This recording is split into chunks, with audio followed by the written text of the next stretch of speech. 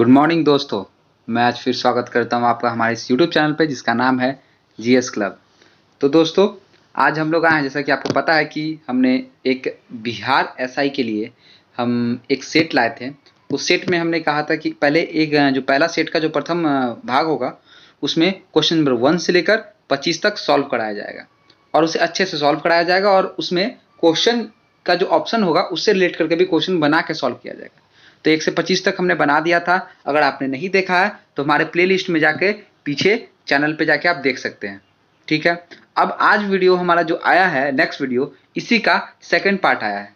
जो 1 से 25 तक हमने सॉल्व किया था, अब हम लोग इस पार्ट में 25 से 50 तक सॉल्व करेंगे।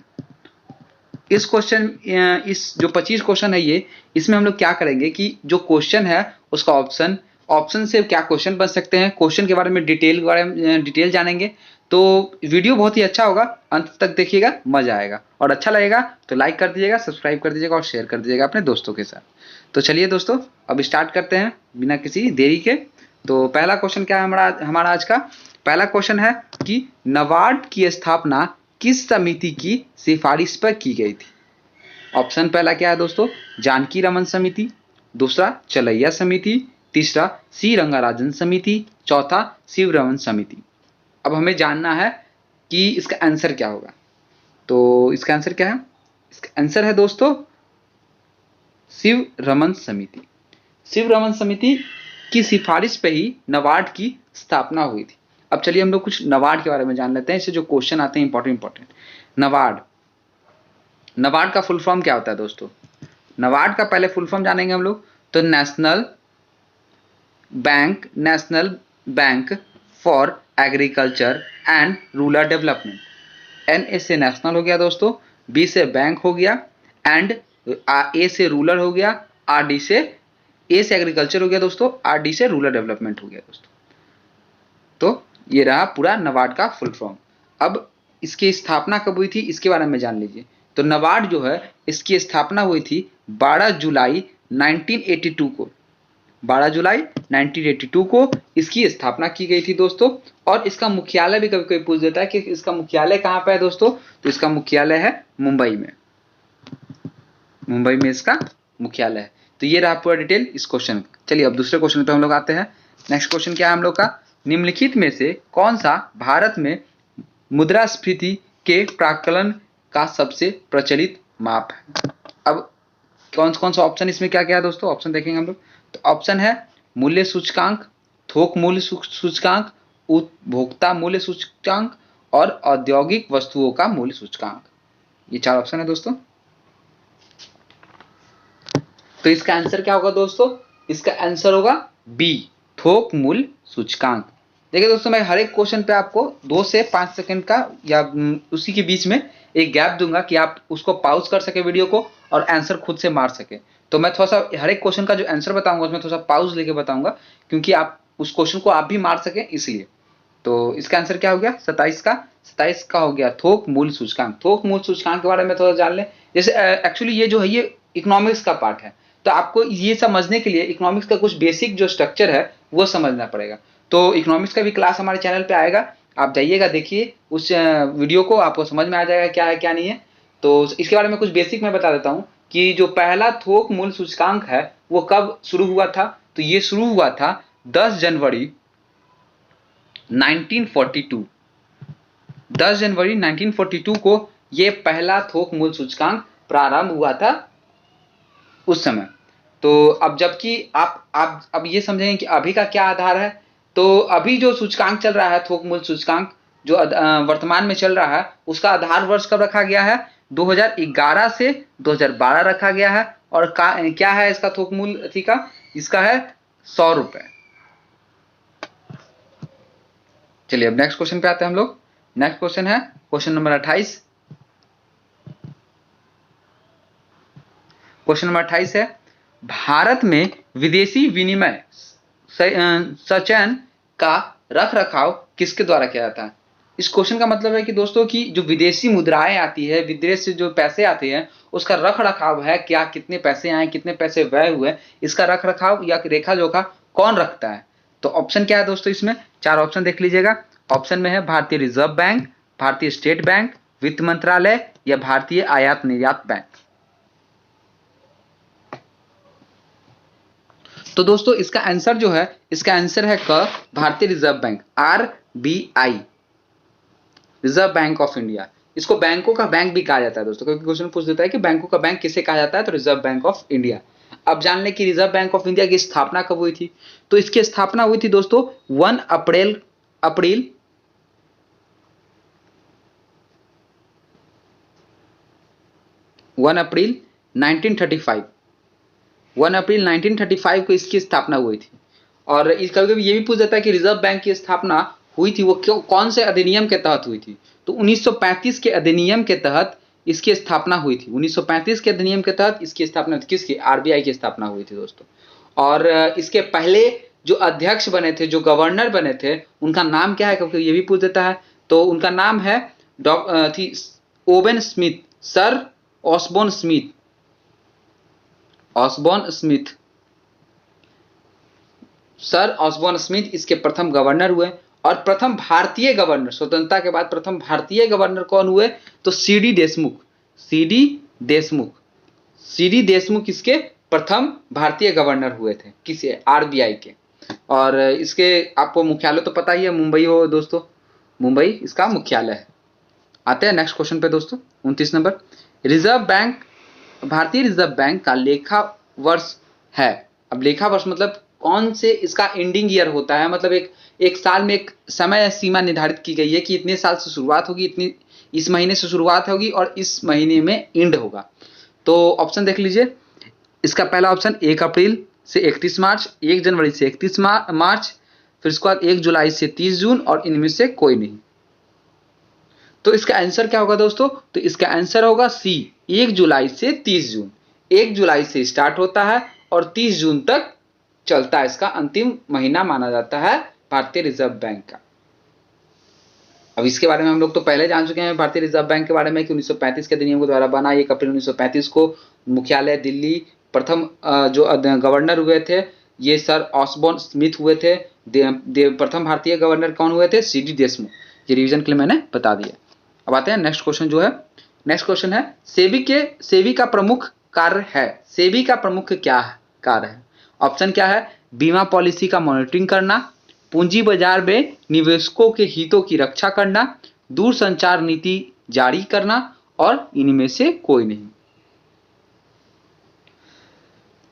तो इसका आंसर क्या होगा दोस्तों, तो इसका आंसर होगा बी, पूंजी बाजार में निवेशकों के हितों की रक्षा करना। जो आप लोग शेयर मार्केट में या कोई पैसा लगाता है, वो पैसा जो कंपनी ले रही है, जिस कार्य के लिए ले रही है, उसमें इन्वेस्ट कर रही है कि नहीं कर रही है, इसका देखभाल कौन करता है, सेबी करता है। सेबी देखता है कि जिस लिए पैसा लिया गया है उसमें इन्वेस्ट किया जाए। और कई कई पूछता है सेबी का फुल फॉर्म क्या होता है, तो सेबी का फुल फॉर्म क्या होता है, security and exchange board of India, security and exchange board of India SEBI का फुल फॉर्म होता है दोस्तों। अब इसका स्थापना भी कभी कभी पूछ देता है कि स्थापना कब है, तो 12 अप्रैल 1988, 12 अप्रैल 1988 को इसकी स्थापना हुई थी। किसकी, सेबी की स्थापना हुई थी। 12 अप्रैल 1988 को इसकी स्थापना की गई थी। और इसको कह सकते हैं कि एक तरह से संवैधानिक दर्जा, मतलब संविधान में कब शामिल किया गया, एक जो अध्यादेश द्वारा इसको शामिल किया जाता है संविधान में, वो कब शामिल किया जाए, क्या तो बोला जाएगा, तो ये हो जाएगा 30 जनवरी 1992। 30 जनवरी 1992 को इसको संविधान में शामिल किया गया, संवैधानिक दर्जा इसे प्राप्त कर दिया गया। और इसका ही मुख्यालय दोस्तों मुंबई में ही है। अब आते हैं हम लोग नेक्स्ट क्वेश्चन पे दोस्तों। तो नेक्स्ट क्वेश्चन आज का हमारा क्या है, राष्ट्रीय किसान आयोग का गठन किस वर्ष हुआ है।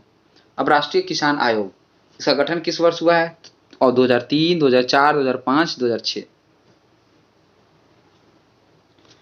तो इसका आंसर जो होगा दोस्तों, इसका आंसर होगा बी, 2004।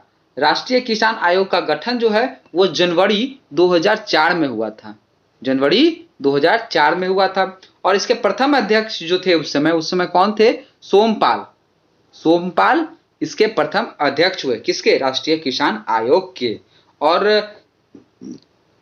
इसमें इसका जो कृषि वर्ष होता है, ये जैसे रिजर्व बैंक का एक समय अवधि होता है साल में कि इतना इतनी इस महीने से स्टार्ट होगा, इस महीने में अंत होगा, तो उसी तरह इसका भी समय अवधि है और इसका भी 1 जुलाई से 30 जून है। 1 जुलाई से 30 जून इसका भी समय अवधि है। तो ये रहा पूरा जानकारी राष्ट्रीय किसान आयोग के बारे में। अब आते हैं नेक्स्ट क्वेश्चन पे, क्वेश्चन नंबर 32। स्वतंत्रता के बाद प्रथम औद्योगिक नीति की घोषणा कब की गई? 1950, 1949, 1948, 1947।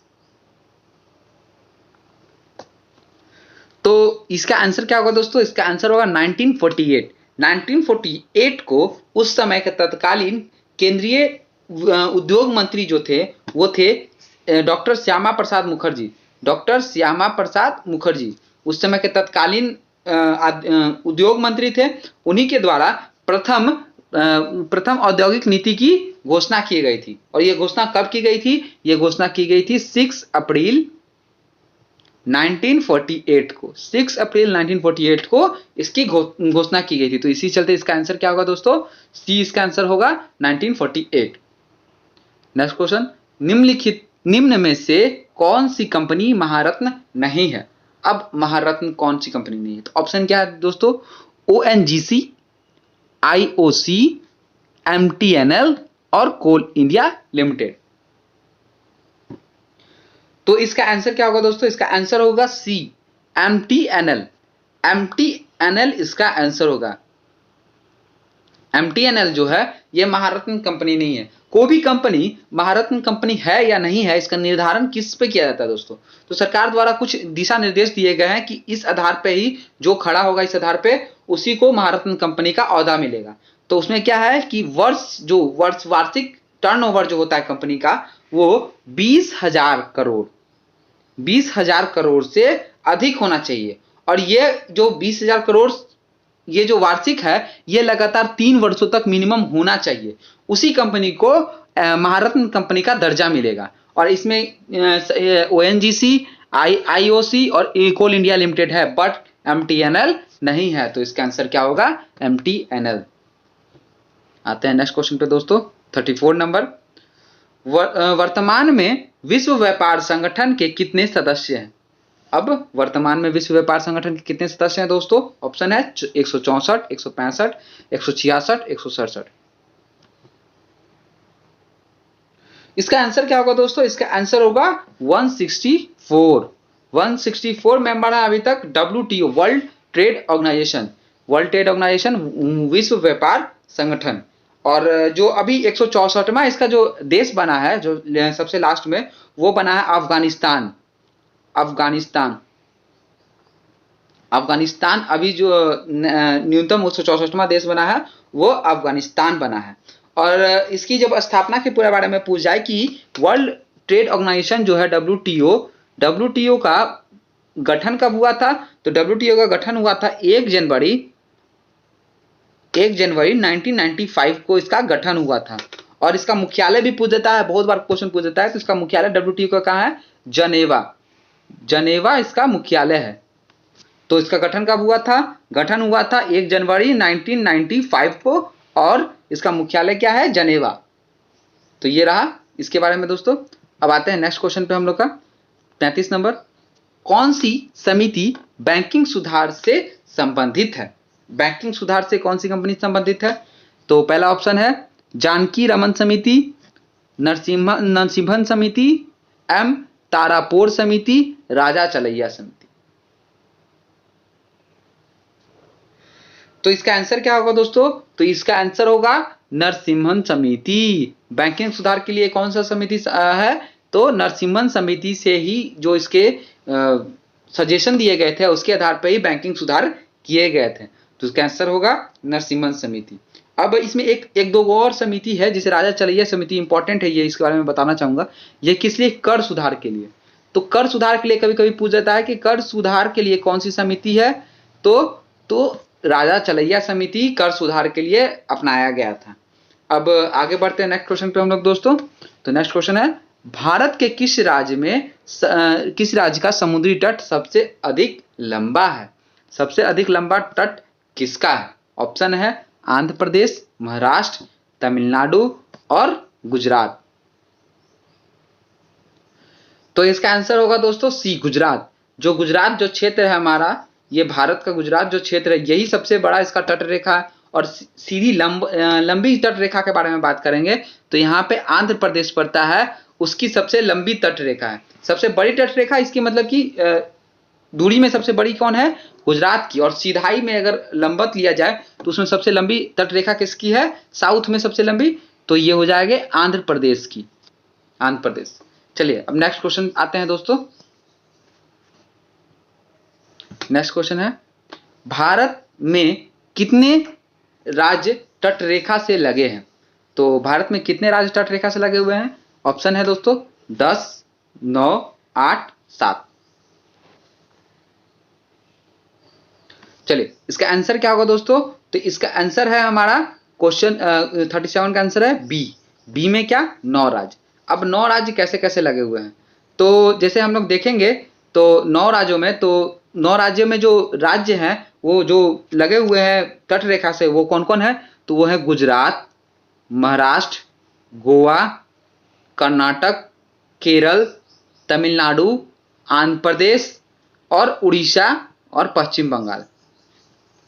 ये सभी राज्य 9 राज्य लगे हुए हैं तट रेखा से, भारत के तट रेखा से। और 4 केंद्र शासित प्रदेश भी हैं जो तट रेखा से लगते हैं, वो कौन है? तो दमन and Deep, Lakshadweep, Pondicherry, Andaman and Nicobar द्वीप, अंडमान एंड निकोबार द्वीप। तो ये लगे हुए हैं हमारे तट रेखा से। अब आते हैं नेक्स्ट क्वेश्चन पे दोस्तों। नेक्स्ट क्वेश्चन हमारा, श्रीहरिकोटा अवस्थित है, श्रीहरिकोटा अवस्थित है कहां पे? तो ऑप्शन है चिल्का झील के समीप, महानदी के मुहाने के समीप, पुलिकट झील के समीप और गोदावरी के मुहाने के समीप।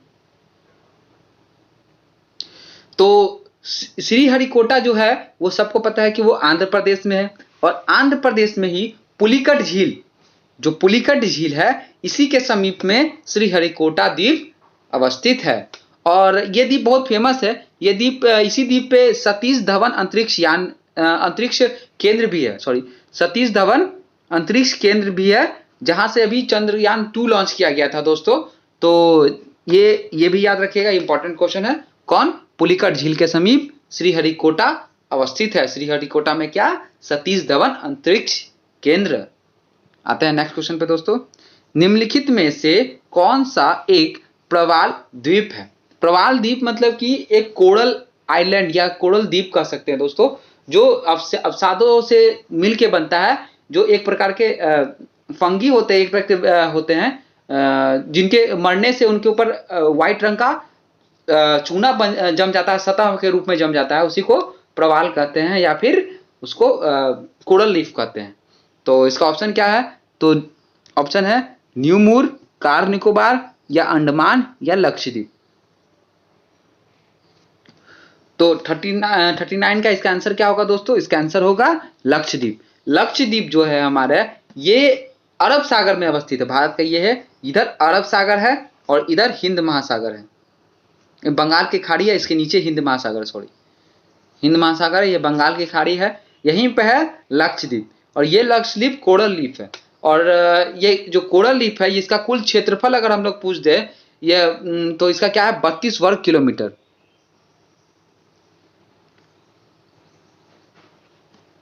चलिए, और एक और क्वेश्चन इससे आ जाता है दोस्तों कि जो ये अंडमान ये लक्षद्वीप द्वीप है, इसमें कुल कितने द्वीप हैं? तो इसके द्वीपों की संख्या 36 है दोस्तों। और जबकि इस पे अगर नागरिक पूछ दे या फिर जो ह्यूमन रहता है, आबादी वाला द्वीप कौन है, तो आबादी वाले द्वीप मात्र 10 ही हैं। बाकी जो 36 द्वीप है, 36 द्वीप में मात्र 10 पे ही निवास करते हैं लोग और बाकी पे नहीं करते हैं। तो अब इसकी राजधानी भी पूछ देती है, तो लक्षद्वीप की कावारती इसकी राजधानी है। नेक्स्ट क्वेश्चन, सरक्रिक विवाद किन 2 देशों के बीच में है? तो सरक्रिक विवाद किन 2 देशों के बीच में है? तो पहला ऑप्शन क्या है? भारत चीन, दूसरा भारत पाकिस्तान, तीसरा अफगानिस्तान, चौथा भारत बांग्लादेश। तो इसका आंसर क्या है? इसका आंसर है बी, भारत और पाकिस्तान के बीच में सरक्रिक रेखा है। तो इसके बारे में जान लेते हैं। ये जो सरक्रिक रेखा है, ये इसकी लंबाई अगर पूछ दे तो इसकी लंबाई 96 किलोमीटर है। 96 किलोमीटर इसकी लंबाई है जलीय क्षेत्र से। और यह जो है ये भारत के गुजरात और पाकिस्तान के सिंध प्रांत जो है उन दोनों को अलग करता है। दोनों के बीच में भारत का जो गुजरात जो क्षेत्र है, गुजरात और उधर का पाकिस्तान का सिंध प्रांत, ये दोनों के बीच में है सरक्रीक। तो ये रहा। अब इसके बारे में थोड़ा सा ये है कि ये अभी जो विवादित क्षेत्र है, बट अभी भी ये इसका जो अधिकार क्षेत्र है ये भारत के पास ही। चलिए नेक्स्ट क्वेश्चन पे आते हैं हम लोग। भारत के किस राज्य को सिलिकॉन स्टेट के नाम से जाना जाता है? ऑप्शन केरल, दूसरा गोवा, तीसरा कर्नाटक, चौथा आंध्र प्रदेश। तो इसका आंसर क्या होगा दोस्तों? तो इसका आंसर होगा कर्नाटक। सिलिकॉन स्टेट के नाम से जाना जाता है। तो जैसे कि अब इसको एक और नाम से जाना जाता है, सिलिकॉन वैली के नाम से भी जाना जाता है दोस्तों। सिलिकॉन स्टेट तो है ही, सिलिकॉन वैली के नाम से जाना जाता है। जैसे कि आपको पता होगा सिलिकॉन जो है ये सब कंप्यूटर चिप्स ये सब बनाने में अधिक उपयोग होते हैं। और कर्नाटक का जो बेंगलुरु ये सब कर्नाटक का जो क्षेत्र है यहाँ पे कंप्यूटर्स का जो सॉफ्टवेयर एजेंसी है, कंपनी मल्टीनेशनल कंपनी बहुत सारे स्थापित हैं, इसलिए वहाँ पे कंप्यूटर चिप्स ये सब ज़्यादा निर्मित होते हैं, ज़्यादा जरूरत पड़ते हैं, इसलिए इसी को सिलिकॉन वैली या सिलिकॉन स्टेट कहा जाता है। तो कर्नाटक को सिलिकॉन वैली या सिलिकॉन स्टेट कहा जाता है दोस्तों। और वर्ल्ड में पूछता है कि वर्ल्ड में सिलिकॉन वैली किसे कहा जाता है, तो अमेरिका के कैलिफोर्निया को सिलिकॉन वैली कहा जाता है दोस्तों। अब आते हैं नेक्स्ट क्वेश्चन पे 42 नंबर। भारत के किस राज्य को साइलेंट वैली के नाम से जाना जाता है? Silent valley. अब ऑप्शन है केरल, गोवा, कर्नाटक या फिर आंध्र प्रदेश। तो इसका आंसर क्या होगा दोस्तों? तो इसका आंसर होगा ए, केरल। तो अब इसका आंसर अब केरल को जो नाम है उसका एक और नाम से जाना जाता है, उसको साइलेंट वैली या शांत घाटी, ये दो नाम है, साइलेंट वैली या शांत घाटी के नाम से जाना जाता है। तो आगे चलते हैं हम लोग नेक्स्ट क्वेश्चन। क्षेत्रफल के क्रम में भारत के 4 बड़े राज्य हैं। अब सबसे बड़े से छोटे की ओर बढ़ते हुए हमें सजाना है। तो ऑप्शन देख लीजिए दोस्तों। पहला ऑप्शन क्या है? राजस्थान, मध्य प्रदेश, महाराष्ट्र, उत्तर प्रदेश। मध्य प्रदेश, राजस्थान, महाराष्ट्र, उत्तर प्रदेश। राजस्थान, मध्य प्रदेश, उत्तर प्रदेश, महाराष्ट्र या मध्य प्रदेश, राजस्थान, उत्तर प्रदेश, महाराष्ट्र।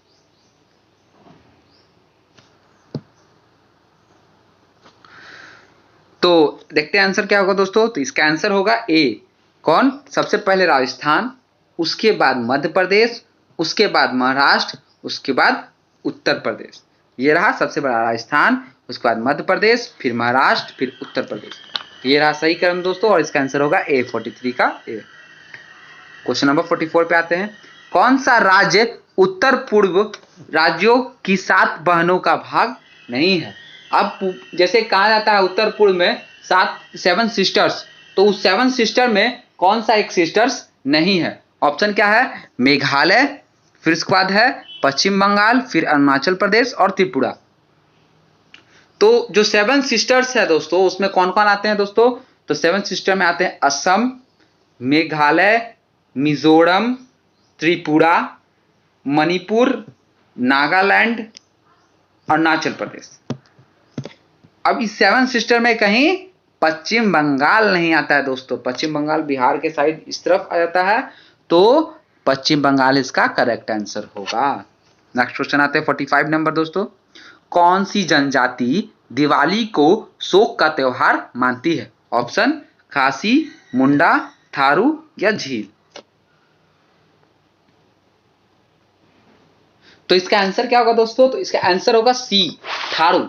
थारू जनजाति जो है ये दिवाली को शोक का त्योहार मानती है। और जबकि और ये जो इतने त्योहार है, ये जो जनजाति है ये जनजाति कहाँ पाई जाती है? तो उत्तराखंड में पाई जाती है। और भारत के सारे त्योहार जो हिंदू त्योहार है वो सारे त्योहार ये लोग मनाती है, बट फिर भी जो ये दिवाली है इसको ये लोग शोक का त्योहार कहते हैं। तो इसका आंसर क्या होगा? थारू जनजाति। थारू जनजाति दिवाली को शोक का त्योहार कहते हैं। 46 नंबर। चेर्नोबिल परमाणु आपदा घटित हुई कहां? ऑप्शन है यूक्रेन, फ्रांस, जापान, जर्मनी।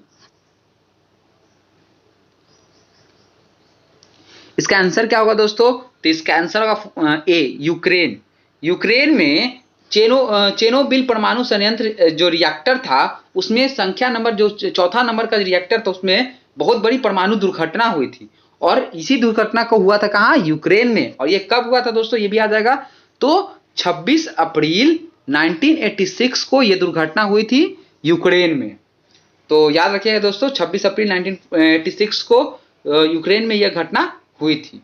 और यूक्रेन उसमें कहां पड़ता था दोस्तों? उस समय पड़ता था यूएसएसआर मतलब रसिया में। आते हैं नेक्स्ट क्वेश्चन पे। ऑस्ट्रेलियाई वासी किस मौसम में क्रिसमस मनाते हैं? क्रिसमस किस मौसम में मनाते हैं ऑस्ट्रेलिया के लोग? ऑप्शन है सर्दी, गर्मी, बसंत या पतझड़। तो इसका आंसर क्या होगा दोस्तों? इसका आंसर होगा गर्मी। गर्मी के समय में ये लोग दिसंबर 25 जो होता है हम लोग के ठंडे का समय, वो लोग गर्मी के समय में ऑस्ट्रेलिया वासी क्रिसमस मनाते हैं। क्योंकि क्यों मनाते हैं दोस्तों? आप ज्योग्राफी में पढ़ेंगे कि ऑस्ट्रेलिया जो है दक्षिणी गोलार्ध में स्थित है। तो दक्षिणी गोलार्ध में होने के कारण क्या होता है, जो हम लोग में ठंडा समय जो होता है, ठंडी का मौसम आता है, उस समय जो ऑस्ट्रेलिया है वहाँ गर्मी का मौसम रहता है। तो इसलिए वहाँ गर्मी होता है और इसलिए वो लोग गर्मी में क्रिसमस मनाते हैं। चलिए आगे क्वेश्चन नंबर 48 आते हैं हम लोग। विश्व की सबसे ऊंचाई पर स्थित दूरबीन वेधशाला है कहां पे? ऑप्शन है पहला कोलंबिया, भारत, नेपाल या स्विट्जरलैंड। तो इसका आंसर क्या होगा दोस्तों? तो इसका आंसर होगा भारत। हाँ, भारत में ही सबसे ऊंचाई पे स्थित दूरबीन है और यह कहां पे है? तो यह लद्दाख में सरस्वती पर्वत, सरस्वती पर्वत एक है, उसकी चोटी पर स्थित है, चोटी पर स्थित है। और ये इसके कभी ऊंचाई पूछ देता है दोस्तों, तो ऊंचाई रखिएगा समुद्र तल से 1480 फीट 14,800 फीट की ऊंचाई पर है क्या? सरस्वती पर्वत की चोटी पर। तो इसका आंसर होगा भारत। नेक्स्ट क्वेश्चन आते हैं। पेड़ की आयु का पता लगाया जा सकता है, तो इसका आंसर क्या होगा दोस्तों? पहले ऑप्शन देख लेते हैं। पेड़ की पत्तियों की गणना करके, पेड़ की शाखाओं की गणना करके, उसके धड़ पर विलयों की संख्या गणना करके, या उसकी ऊंचाई का माप करके। तो सबको पता होगा इसका आंसर दोस्तों, विलयों की संख्या गणना करके।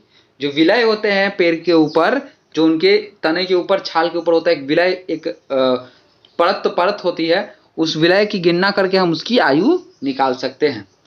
चलिए नेक्स्ट क्वेश्चन पे आते हैं हम लोग। 15 नंबर, आज का लास्ट क्वेश्चन 15 नंबर। संयुक्त राष्ट्र अमेरिका उपग्रह प्रक्षेपण केंद्र कहाँ है? अब जो अमेरिका का जो सैटेलाइट छोड़ती है उसका प्रक्षेपण केंद्र कहाँ स्थित है अमेरिका में? तो 4 ऑप्शन है इसके। कौन? लॉस एंजलिस, न्यूयॉर्क, वॉशिंगटन या केप कैनेडी।